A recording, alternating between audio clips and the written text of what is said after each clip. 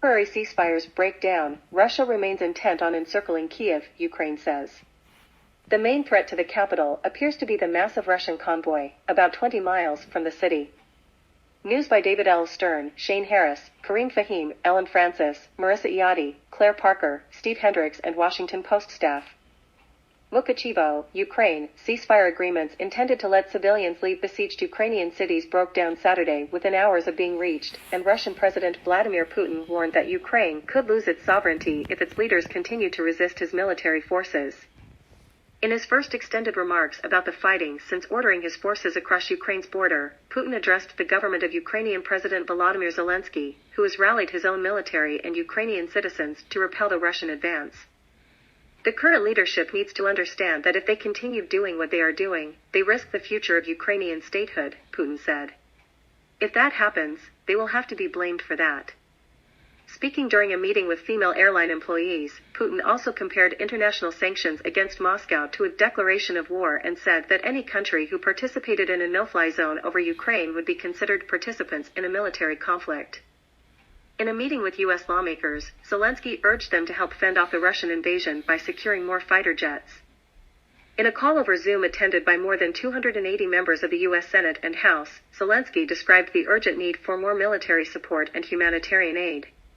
The call came after the Biden administration this week requested $10 billion in aid for Ukraine. The Ukrainian president's message was "close the skies or gives us planes," Senator Ben Sass, Arneb, said in a statement after the call, which lasted just under an hour.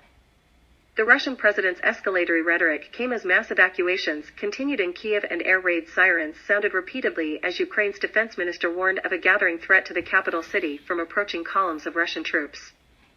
Ukrainian officials accused Russia of violating temporary truce agreements in the southern cities of Mariupol and Volnovakha. In Mariupol, where the mayor on Friday warned that the port city was facing a humanitarian catastrophe, the city council on Saturday advised citizens to evacuate, before reversing course and urging people to hunker down because, they said, Russian forces continued to shell the city. Britain's defense ministry accused Russia of proposing a ceasefire in Mariupol to deflect international condemnation and give its forces time to reset. By accusing Ukraine of breaking the agreement, Russia is likely seeking to shift responsibility for current and future civilian casualties in the city, the ministry said in a statement. Volnovakha, a city of about 21,000, also endured heavy artillery assaults during the ceasefire, Ukraine's deputy prime minister said. Russia denied breaking the truce, accusing Ukraine of using civilians as human shields. Also Saturday, a powerful explosion struck a residential area in Biela Tserkva, 50 miles south of Kiev. Local officials said they suspected a Russian rocket attack. Several people were injured, but there were no immediate reports of fatalities. The UN Human Rights Office said Friday that at least 331 civilians have been killed during the conflict, while Ukraine's emergency services put the number of civilian fatalities much higher, at more than 2,000. Nearly 1.3 million people have been evacuated by train since Russia began its invasion of Ukraine on February 24, Alexander Kamyshin, chairman of Ukrainian Railways, said Saturday.